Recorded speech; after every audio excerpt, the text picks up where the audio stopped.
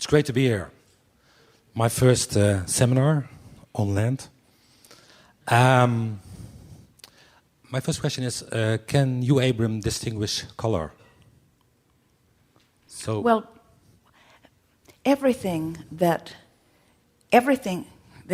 perfect question in light of what we were just talking about, because every ability to translate vibration into what you call real life, we have access to. Okay, so it was a good and deliberate thing to get this shirt on for you, especially this morning.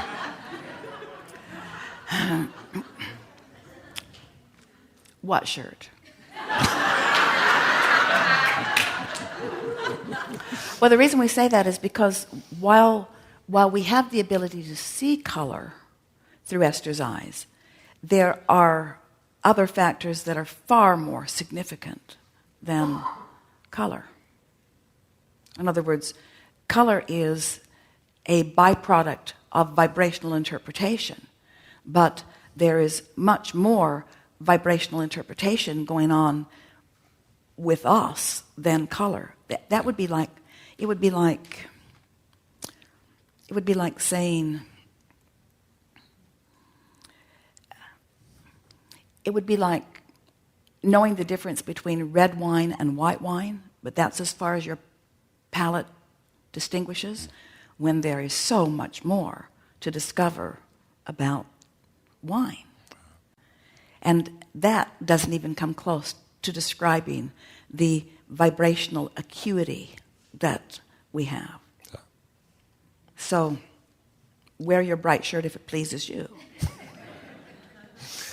My question is about two people meeting in a love relationship. And in my experience, there are different ways law of attraction is arranging it. What I experienced myself is falling in love. And it's a sort of seduction of law of attraction, bringing two people together. Later in my life, I also experienced meeting a woman, and I was directly in love.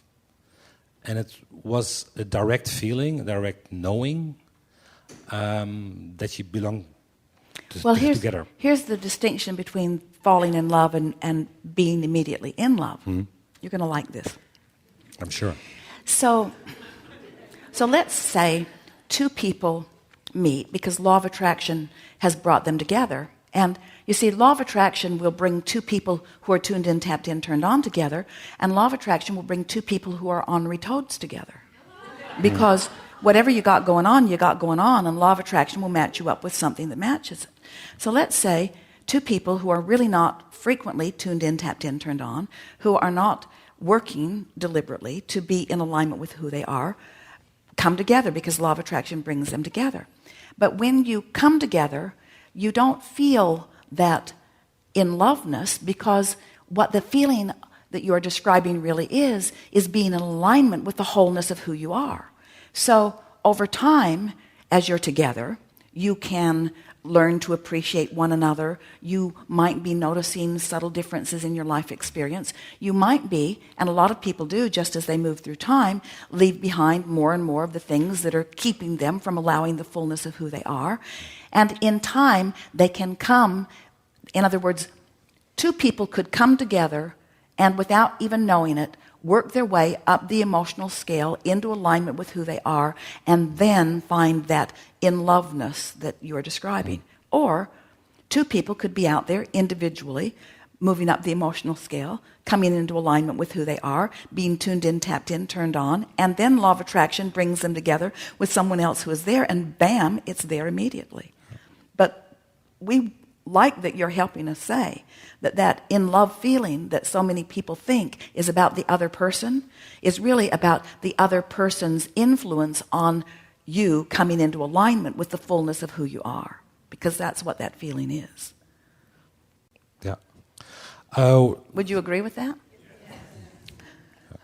Second question is more personal one. It relates to the first one. A couple of months ago, I was very strongly inspired to do a Tantra initiation. And it was a very powerful one. They call it Awakening of Kundalini Energy.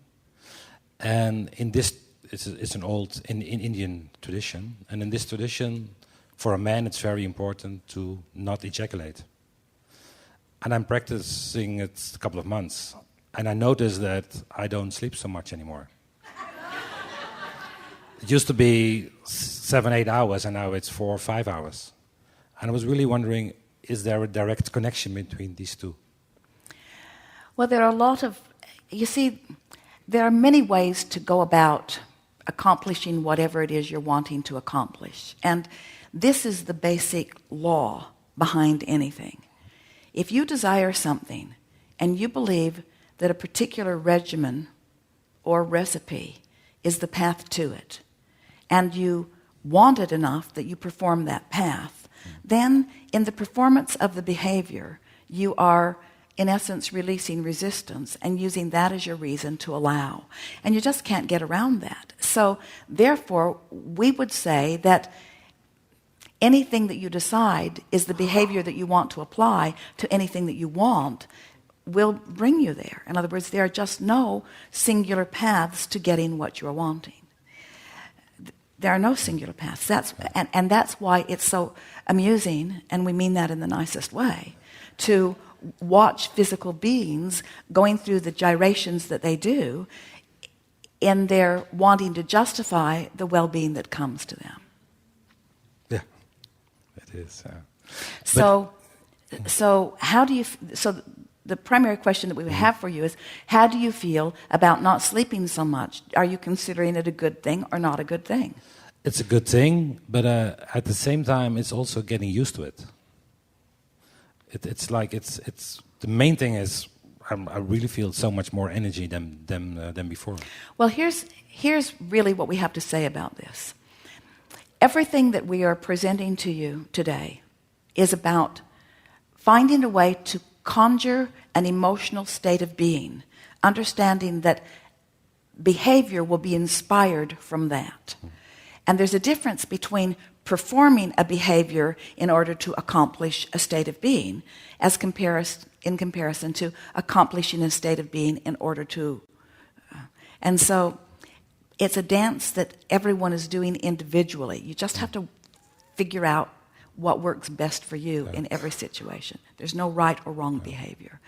But if your eye is on the goal that we are describing, which is that vibration. Talk to us about that Kundalini energy.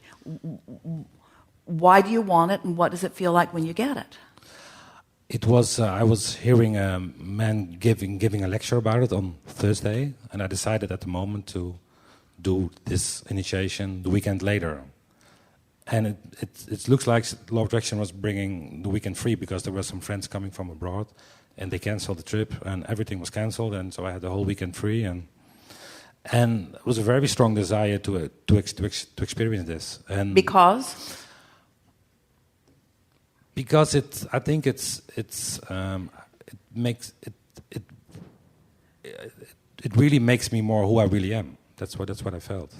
So are you describing it in the way that we've described this, that it's allowing the full energy of who you are to be present in your moment? Is that what it is? Very strongly, yeah. And so do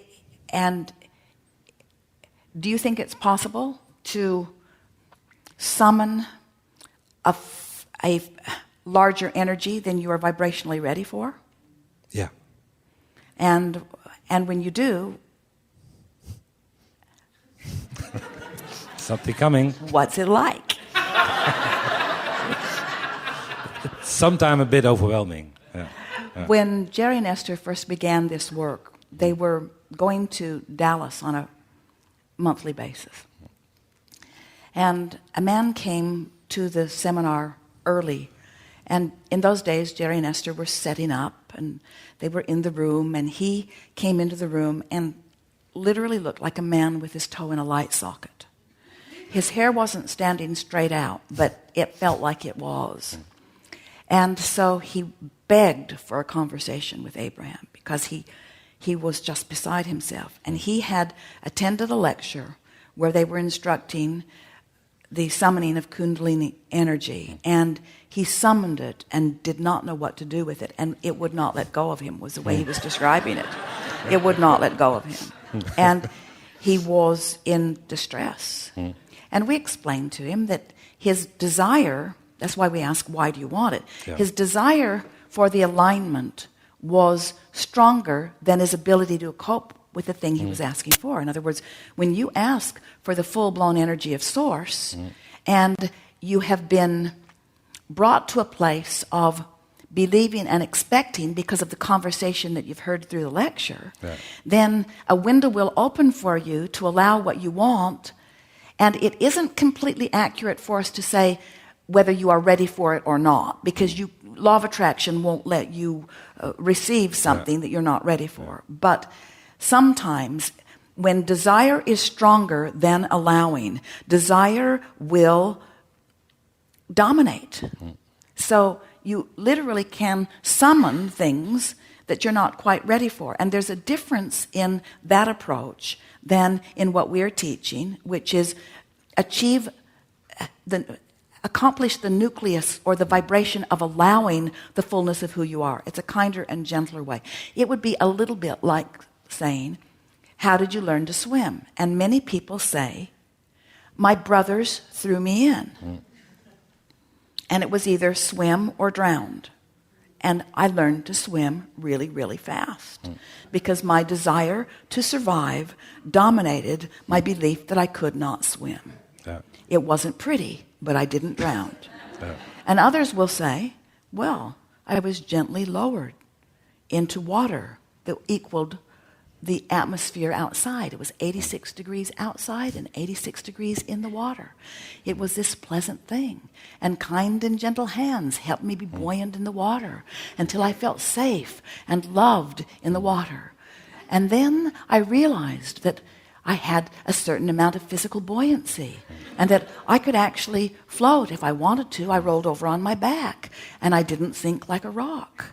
I filled my lungs, and then with gentle persuasion, I was able to begin to move myself in the body. I learned the propulsion that came from moving my feet, and the strength and direction that came from my arms.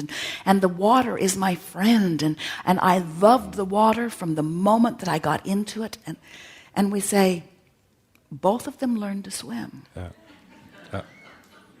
Well, I know I can be a bit impatient sometimes, so I really recognize it. There's no wrong. No. There's no wrong. No. And if you really want to know, we think you like the drama. Yeah. For sure. Yeah. Thank you very much.